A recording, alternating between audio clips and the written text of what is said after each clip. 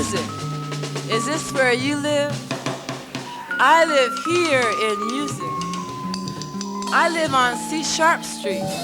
My friend lives on B-flat Avenue. Do you live in music? Sound falls around me like rain on other folks. Saxophones wet in my face, cold as winter in St. Louis, hot like peppers I rub on my lips thinking they was lilies. I got 15 trumpets where other women got hips and an upright bass for both sides of my heart. I be walking around in a piano like other folks be walking around the earth. I live in music. I live in it. I wash in it. I could even smell it. Where sounds on my fingers sound so full of music.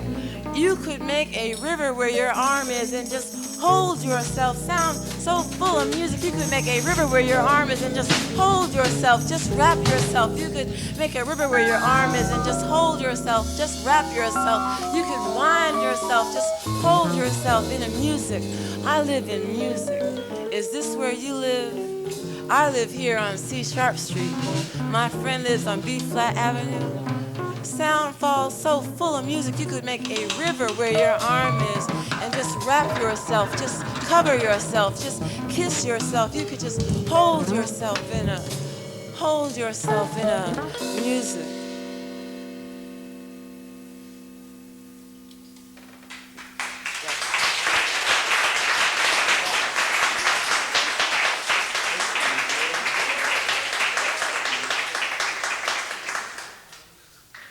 In the middle of the night is a blue thing.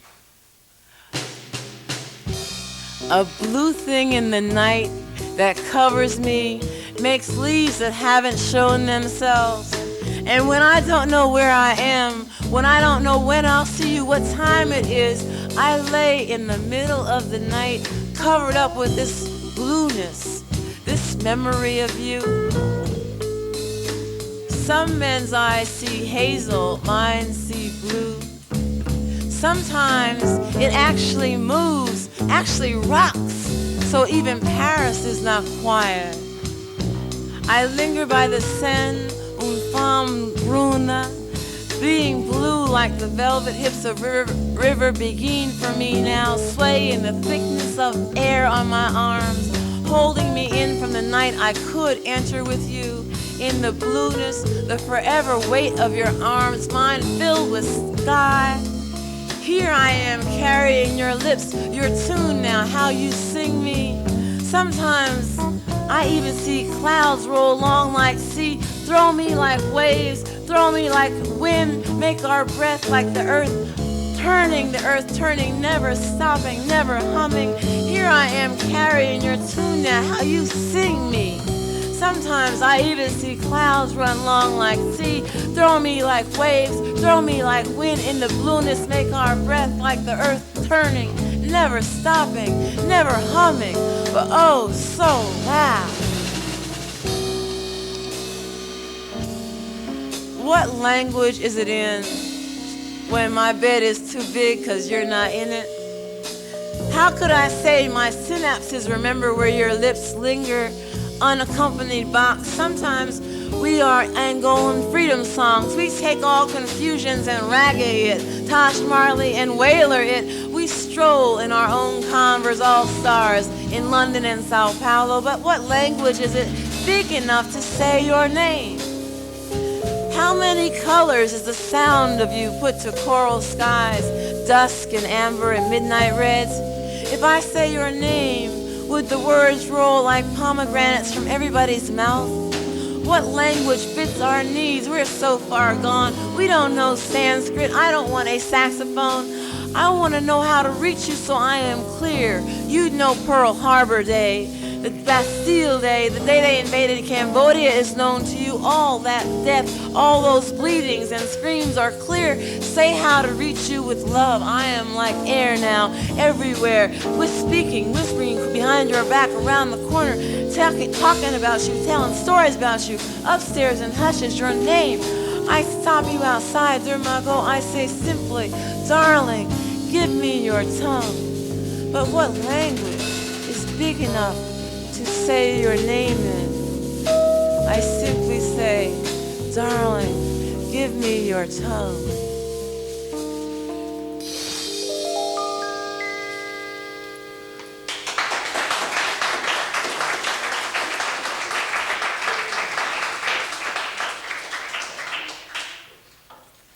I tried to tell the doctor, I really tried to tell her, between the urine test and the internal exam, when her fingers were circling my swollen cervix, I tried to tell her the baby was confused. The baby does not know she is not another poem.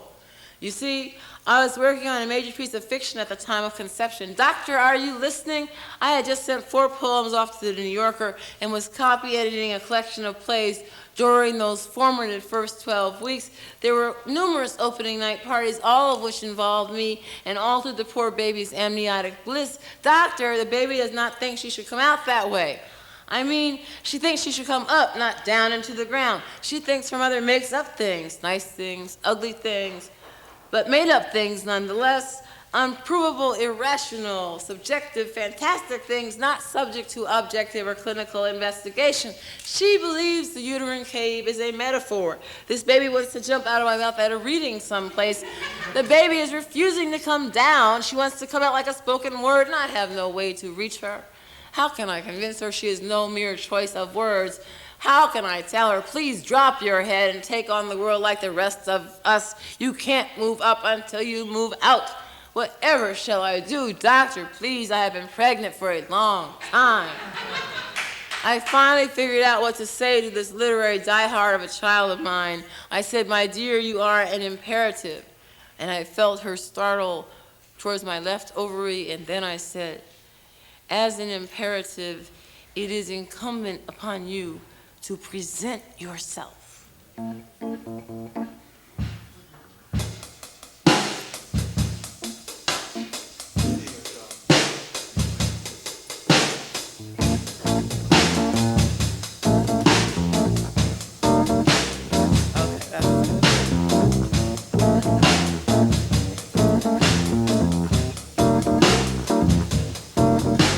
I've been married to Bob Marley for at least 17 years, but I used to call him Smokey Robinson. It's hard to remember. I was underage at the time of our union and changed my birth date so much I can't count the years, only the satisfaction.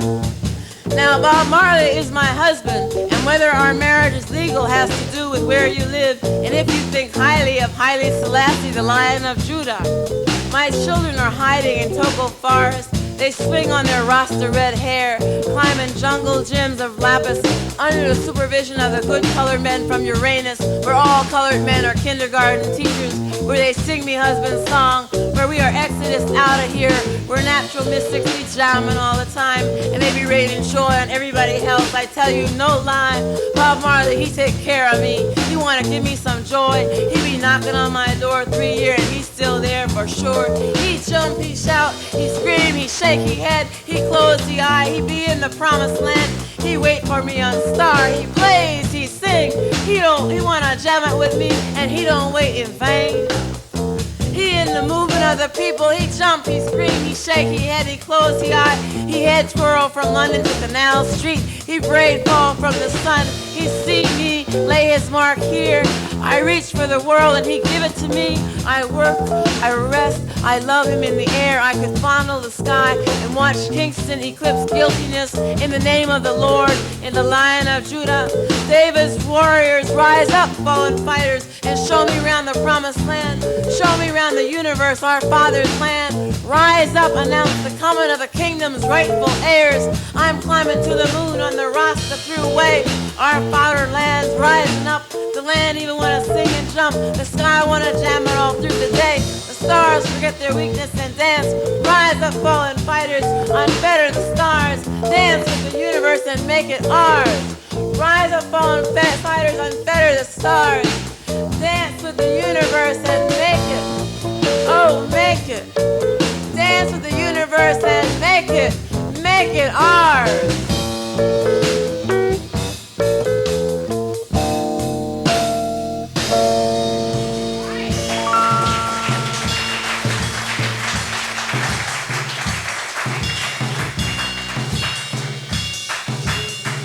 It be hot and then again not. The breeze know how to cool the burning when the sun forces us to twitch and punctuate the air with all of this. The breeze she fan our behind and tickle the bosoms. Let the music free out and soul rush up from waves. No matter the seaweed tease through legs. Make us want to swing with the horizon. It's so easy to swim, to swing, to stroke hard and breathe deep.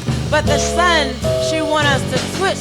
She loves to watch us sway all of a sudden. Throw the leg around there, put the hips just so to the sun. Winds like opium lovers. The sea, she wanted all. The sun, she wanted hot, but it'd be hot and then again not. The sea, she wanted all, and she keep coming back like our toes are tangling wet. Like, but the sun, she want us hot. She want us hot, but it'd be so. But then again, the sun, she want us so. But then it'd be so hot, and then again not. 'Cause the sun, she wanted all, and the sea keep coming back, and it be hot, but then again not. And the sun just scorch us to punctuate the air with all of this. The breeze, she fan our behind and tickle the bosoms and let the music free us out. The sun, she want hot, but then again not. And the sea, she keep coming back and she want us just so it be hot.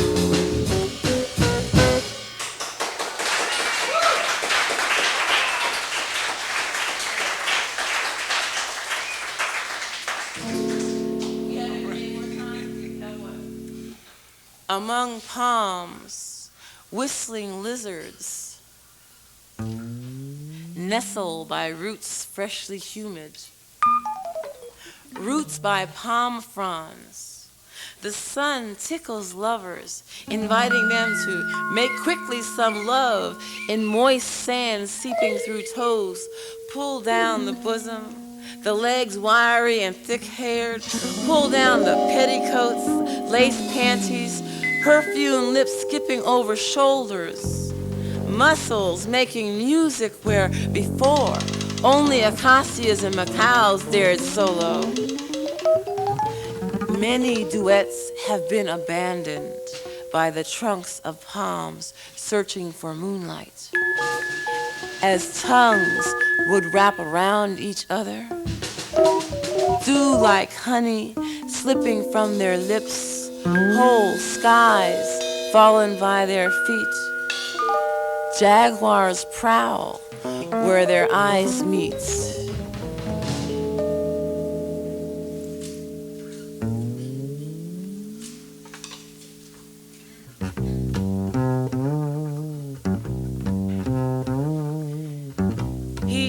Of course, George Jackson, doing push-ups and visiting with Angela.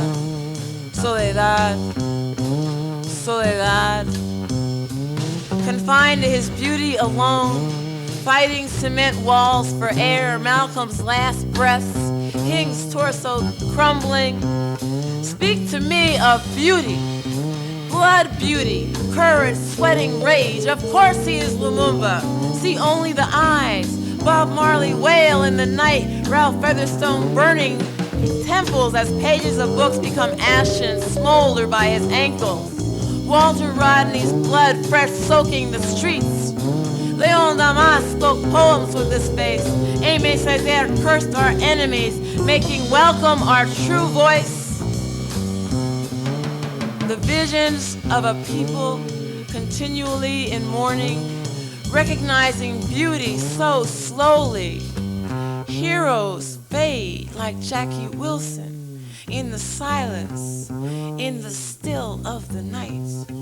Soledad, mi amor, soledad.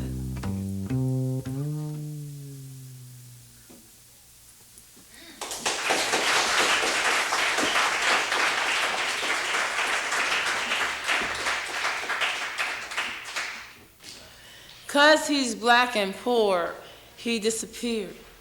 The name was lost, the games weren't played, nobody tucks him in at night, wipes traces of cornbread and syrup from his fingers, the corners of his mouth. Because he's black and poor, he's not just gone, disappeared one day, and his blood soaks up what's already red in Atlanta. No ropes this time, no tar and feathers, weren't no parades of sheets, fires, and crosses, nothing. No signs. Empty bunk beds and mothers who forget and cook too much on Sundays, just gone, disappeared. 'Cause he's black and poor, he's gone, took a bus, was never heard from again. But somebody heard a child screaming and went right on ahead. Children disappearing somewhere in the woods, decaying, just gone, disappeared in Atlanta. Mothers were always at the window watching. Now, can't nobody disappear right in front of your eyes, but who knows what we could do? We're black and poor. We ain't here no way. How could we disappear? Who would hear us screaming? Say it was a man with a badge and some money. Say it was a man with a badge and some candy. Say it was a maniac. Could be more than sticks and stones. Gotta be more than stars and stripes. Children can't play war when they're in one. They can't make believe they're dying when they are. They can't imagine what they'll be because they won't. Just gone, disappeared. Oh, Mary, don't you weep and don't you moan. Oh, Mary, don't you weep and don't you moan. Holler, I say holler, because we're black and poor and we just disappear. We can't find them. Jesus can't find them till they're seeping in soil. Father reeking in soil, their bones about disappeared. Their lives ain't never been bleeding where the earth's already red, dying because they took a bus. And Mama can't see that far outside her window. The front porch don't go from here to eternity, and they're gone. Just disappeared. But somebody heard them screaming. Somebody crushed them children's bones. Somebody's walking who should be crawling for killing who ain't never been because we're black and poor. We just be gone. No matter how sweet, no matter how quiet, just gone. Be right back, Ma. Going to the store, Mother dear. See you later, Nana. Call you when I get there, Mama. And the soil runs red with our dead in Atlanta because somebody went right on ahead, crushing them little bones, strangling them frail whales because we black and poor. Our blood soaks up dirt while we busy disappearing. Mamas keep looking out the door, saying, I wonder where is my child? I wonder where is my child? She don't turn the bed back because she knows. We black and poor and we just disappear. Oh, Mary, don't you weep and don't you moan. Oh, Mary, don't you weep and don't you moan. I wonder, where is my child? I wonder, where is my child? Nothing, no signs in Atlanta.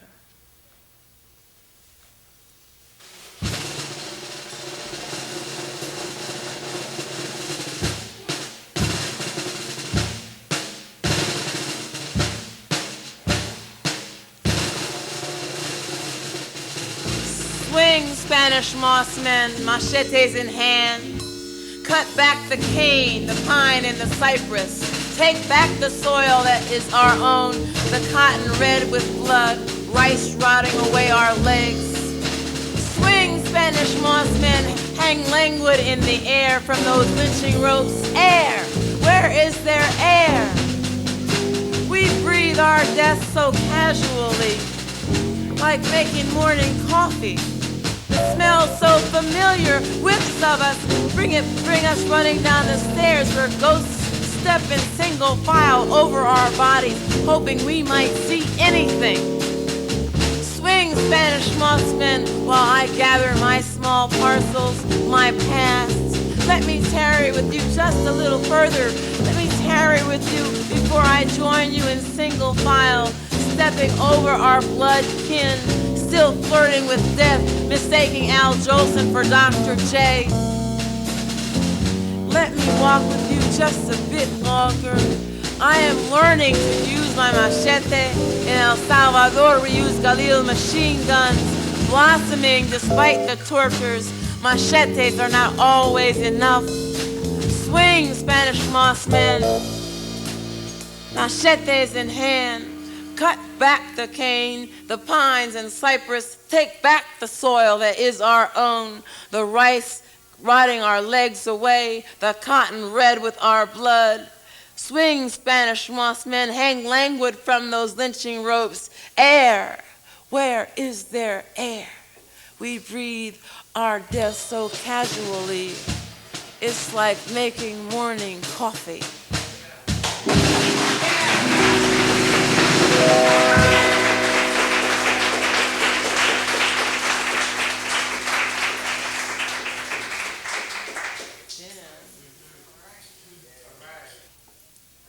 In 1828, Captain Theophilus Cano, in a slaver's logbook, says that youths of both sexes wear rings in the nose and lower lip and stick porcupine quills through the cartilage of their ear. But don't you know, when Ringling Brothers Circus comes to Madison Square Garden, don't you know the white people just go in their CB radios, in their McDonald's hats, with their Save America t-shirts, and those children who score higher on the IQ test for the white children who speak English. When the hockey games absorb all of America's attention in winter, they go. They go with their fists clenched and their tongues battering their women who don't know a puck from a 3-year-old harness racer. They go, and they sweat in fierce anger. These factories, these middle management positions make Madison Square Garden the temple of the primal scream. Oh, how they love blood, and oh, how they don't even dress for the occasion, all inconspicuous and pink. Now, if we say that Fania All-Star is going to be there in that nasty fantasy of the city council, where the hot dogs are not even Hebrew national and the bread is stale, even in such a place where dance is an obscure notion, where the halls lead nowhere, and back to your seats, folks, where one's joy is a good cause for a boring chat with a Pinkerton guard, where the halls lead nowhere, and back to your seats, folks, when all of one's budget for cruising, you know, your budget for that special dinner with you know who, the one you would like to love you, when your whole reasonable allowance for leisure activity buys you a seat where what's going on don't matter, because you might as well be in Seattle, you so high up, even in such a tawdry space where Botha and his pals would spit and expect black folks to lick it up. In such a place, I have seen miracles. The miracles. The Commodores. Bob Marley and Muhammad Ali. And these folks who upset all of 7th Avenue with the glow. How the gold in their braids is new in this world of hard hats and men with the grace of wounded buffalo. How these folks in silk and satin embodies reeking of good love coming. How these pretty motherfuckers make this barn, this insult to good taste, a foray to paradise. We dress up because we got good manners. Now, could you really ask Dr. Funkenstein to come all that way and greet him in the clothes you sweep your kitchen in? No. Could you say to Muhammad Ali, well, I didn't have a chance to change, and you know I have a job, and then it's just Madison Square Garden. My dear, that will not do. We honor our guests if it costs us all we got. When Stevie Wonder sings, he don't want us looking like we ain't got no common sense. He wants us to be as lovely as we really are. So we strut and reggae. I seen some doing the jump up. I myself just got happy. But I'm telling you one thing for sure. We fill up where we're at. No police, no cheap beer, no nasty smelling baño, no hallways full of derelicts and hustlers gonna interfere with all of this beauty. If it wasn't for us and our Latino chic, our Rastafari and our outer space funk suits, and all the rest I've never seen, though my daddy could tell you about fox furs and stacked heels and diamonds, Marie Antoinette wigs. It's not because we got money. It's not because if we had money, we'd spend it on luxury. It's just when you got an audience with the Pope, you want to look your best. It's just when you're going to see the Queen of England, you polish your nails. When you're going to see one of them, and you know who I mean, they got to really know. We got to make them feel we don't do this for any old buddy. We're doing this for you. We dress up. It's our way of saying you getting the very best. We can't do less. We love too much to be stingy. We simply have good manners and an addiction to joy. We dress up because we're going to show the world we got a corner on the color. Happiness be jumping right out of us and we be looking good.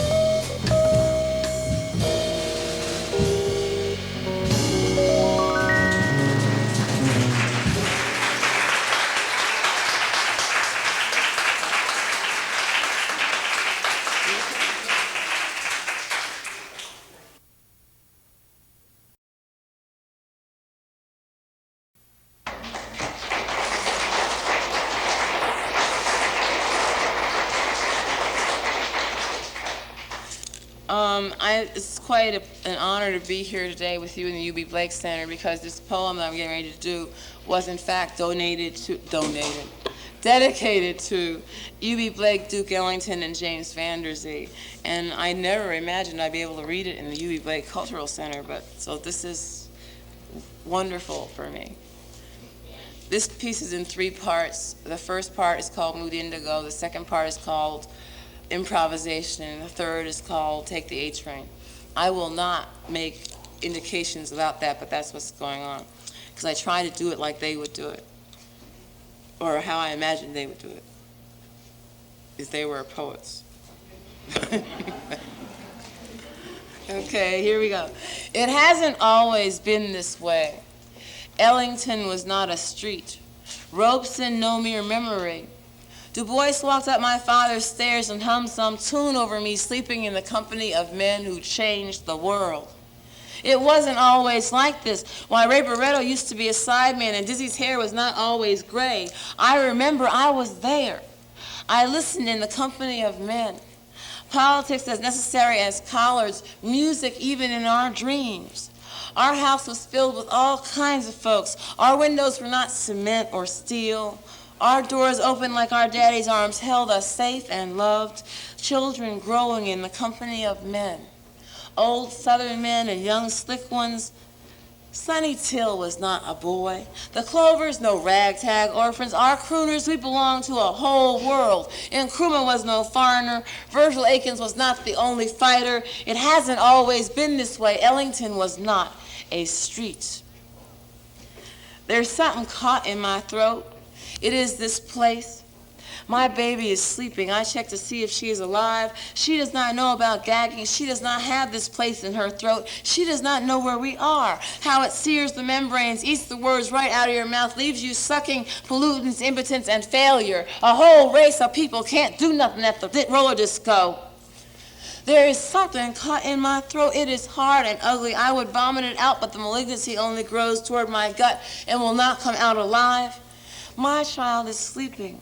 She doesn't know where we are. And some man wants to kiss my thighs, roll his tongue all around my navel, put his hands all up my ass, and this place is in my throat. How can I tell him there is nothing upside my behind that will get this place out of my throat? I went to a dangerous place with a man who was not there because he don't do nothing but dial a joke or call for information. I could tell him a few things. There are dead children out there. There are desperate women out there. The sky is falling and I am choking to death because of where I am and who we are. This is the 20th century. Do you think Archer skin tone cream will solve the color complexion problem during a limited nuclear engagement? Or are you stocking up on porcelana?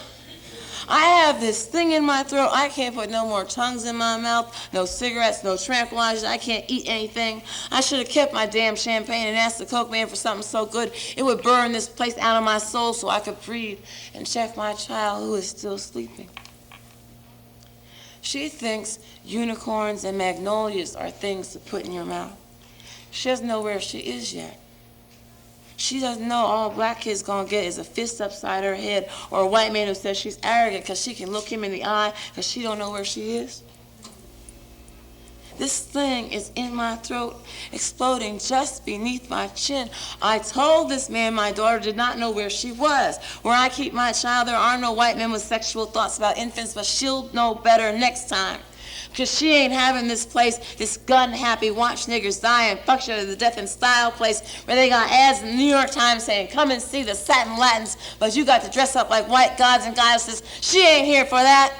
I am choking to death. And some man watched me looking for him in the rain and called me later to say that he had seen me in the rain looking and couldn't do anything about it because it was an aesthetic thing. This place is caught in my throat. I would tear it out and let you eat it, but I have a daughter who sleeps well. And until somebody comes to help me, I'll have to keep swallowing this place like the rest of you, praying that I won't have to hold all my respect for human beings in my one closed fist, my one fistful of fight, that we will choke on this place and make it someplace we could live. Please don't send me no flowers. I don't want no white wine. I don't even want a roof over my head.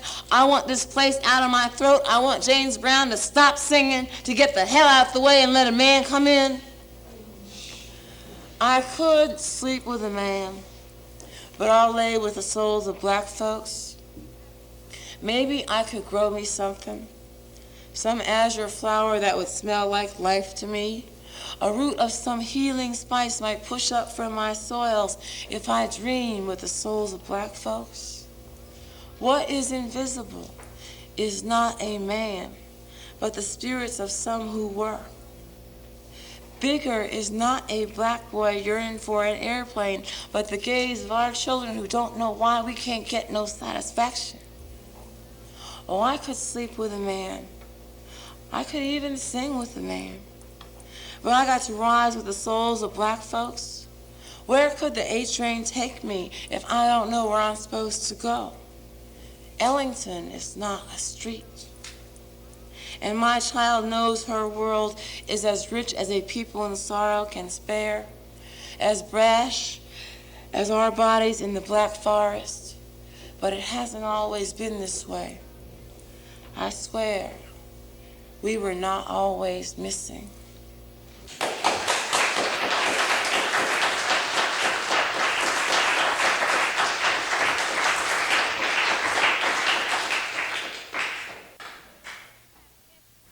Every 3 minutes, a woman is beaten.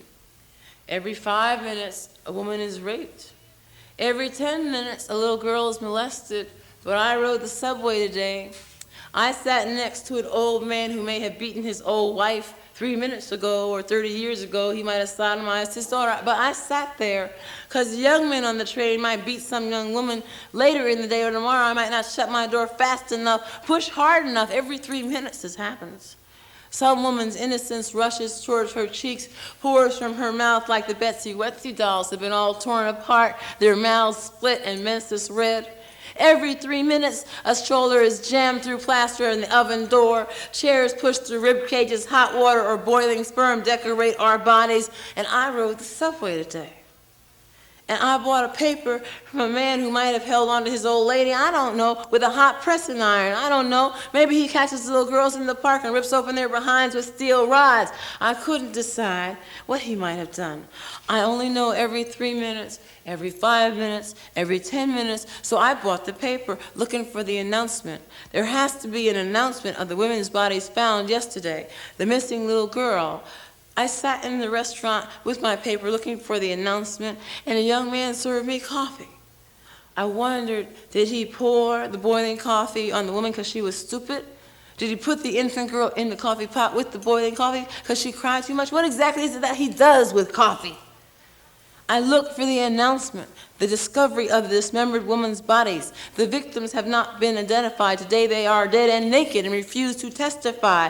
1 girl out of 10 is incoherent. I took the coffee and spit it up. I found an announcement, not the woman's bodies bloated floating in the river, not the child bleeding in the 59th Street corridor, not the baby broken on the floor. The announcement read, there is some concern that alleged battered women might start to murder their husbands and lovers with no immediate cause. I spit up, I vomit, I am screaming. We all have immediate cause every 3 minutes, every 5 minutes, every 10 minutes, every day. Women's bodies are found in alleys and bedrooms, at the top of the stairs. Before I ride the subway, buy a paper, drink some coffee, I have to know, did you hurt a woman today? Did you beat a woman today? Did you throw a child across the room? Are the little girl's panties in your pocket? I have to ask these obscene questions because the authorities require me to establish immediate cause every 3 minutes, every 5 minutes, every 10 minutes, every day. Some woman's innocence rushes towards her cheeks, pours from her mouth like the Betsy Wetsy dolls were all torn apart, their mouths split and menses red. Every 3 minutes, every 5 minutes, every 10 minutes, every day.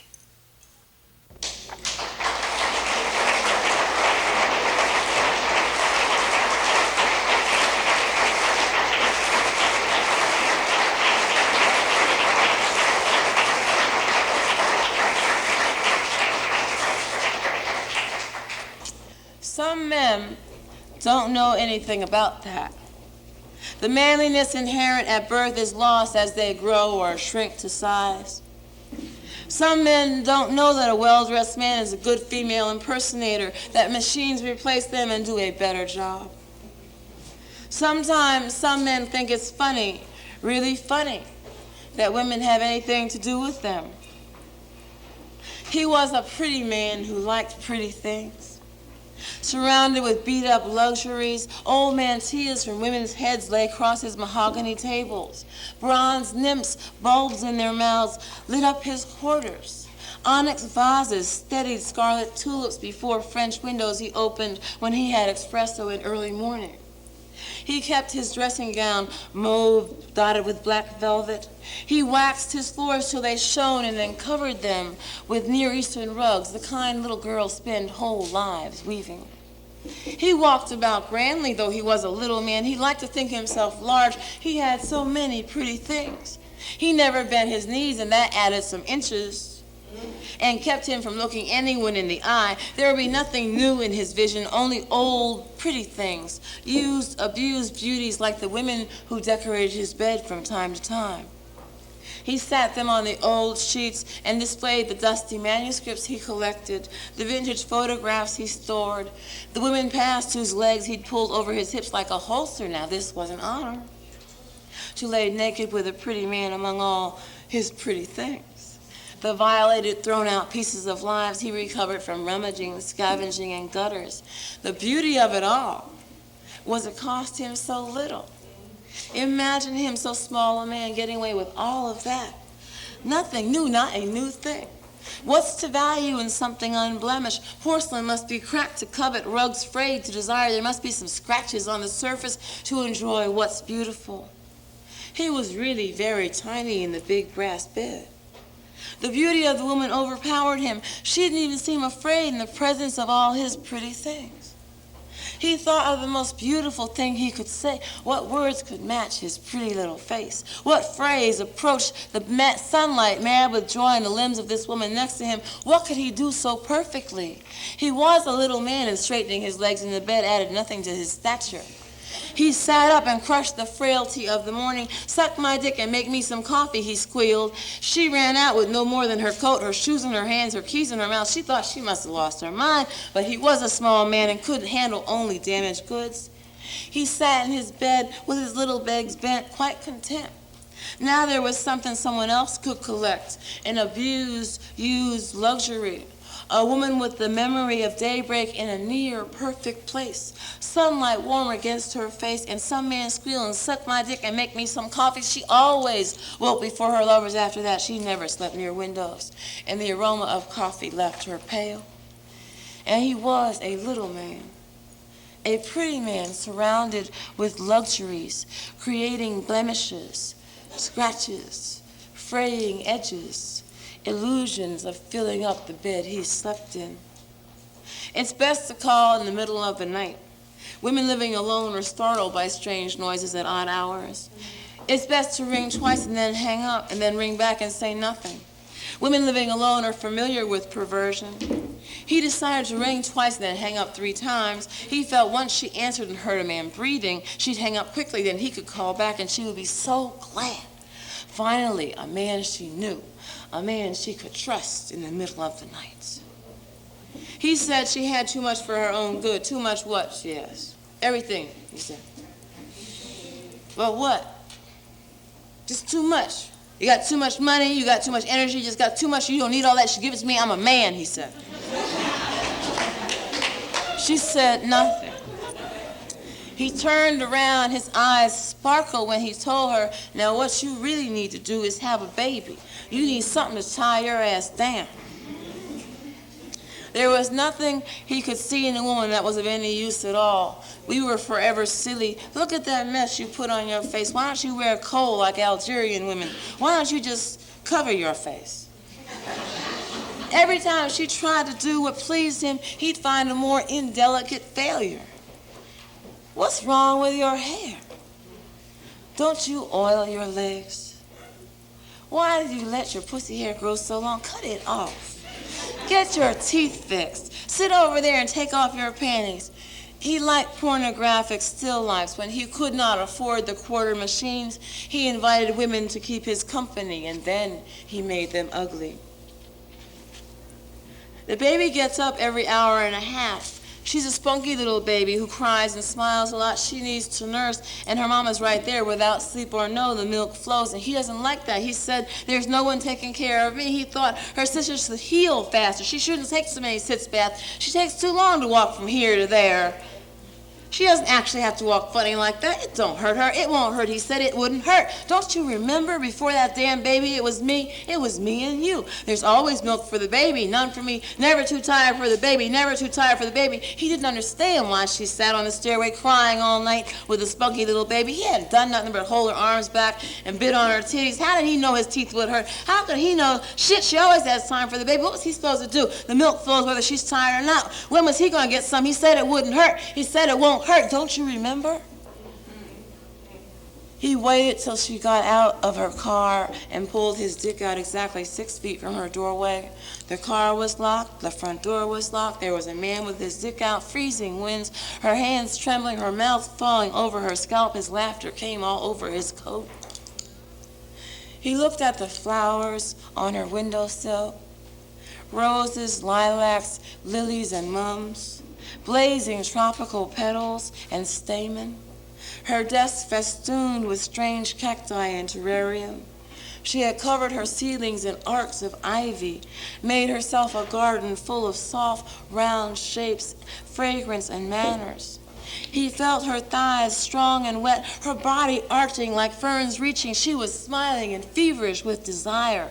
Strange sounds fell from her mouth. Gurgling, innocent, hot sounds crept along his back. Her fingers sought out the hairs along his back. The evening fog laced kisses around their bodies. She thought she heard piano solos. She heard trumpets gone marvelously wild in nature's murmurings. She felt him coming and let go with all her powers when without warning he shot all his semen up her ass, and she kept screaming, "What are you doing to me?" And he relaxed, sighing, "I had to put it somewhere. It was too good to be some pussy." Some men would rather see us dead than imagine what we think of them. If we measured our silence by our pain, how could all the words, how could any word ever catch us up? What is it that we could call equal?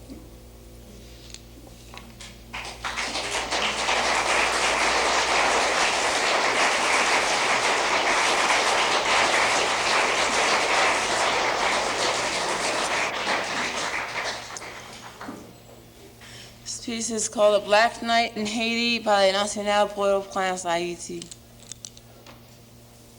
The sailor Le Marin tells me there is no violence in Haiti. Jamaica has a lot of problems. The black people here are la majorité. The children are begging, "Lady, give me something." They make his heart sick. He sails yachts for Italians hiding from the Red Brigade. He thinks I'm cute, exotic even. I think of Brazilians on emancipation sailing back to Dahomey. He sails yachts from Cape Town to Rio. Charters for the French. Americans have so little class. The begging children make his heart sick. Dessalines, are the women at your feet bothersome? Does your marble horse smell their fatigue, the menses and milk at noon? The old man with one leg, one hand, and one elbow, does he offend your sensibilities? On these great marble horses will you come again? Some one of you sweep through the alleys and the stink. Come here with your visions, la liberté, l'égalité, la fraternité. Come visit among us that we might know again some hope. Port-au-Prince is a rough town. The boulevard Jean-Jacques Dessalines, a desecration. Les Haitiens paint like niggas in Philadelphia love to dance. All over the road, paradise jumps from canvas to be sold to tourists to take abroad. Pétion, Louverture, Dessalines, on horseback, will you ride back through here? Invoke those same spirits you called on at the Citadel. There are half-naked women sleeping at your feet, children begging under your bridled stallions.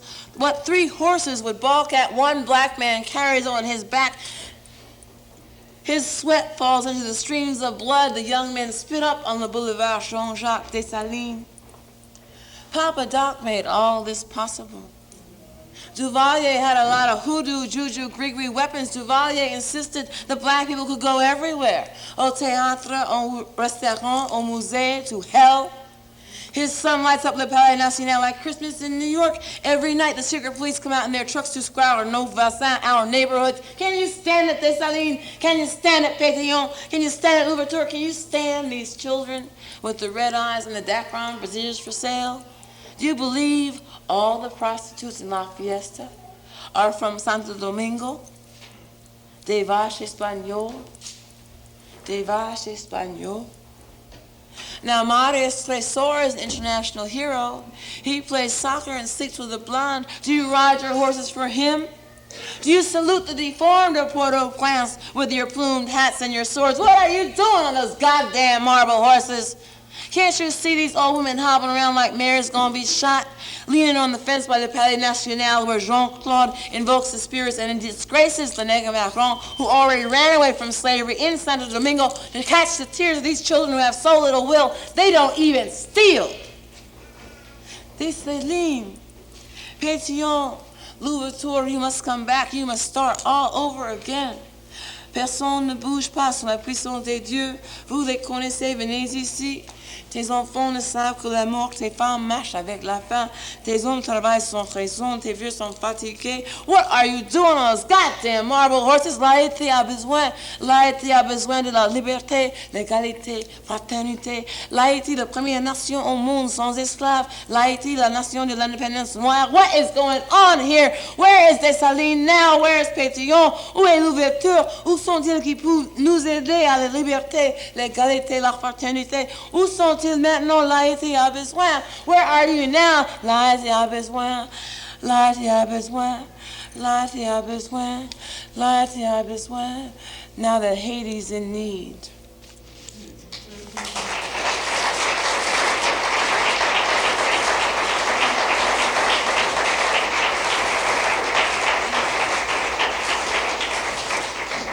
This is about Nicaragua. It's called Hijo de las Americas.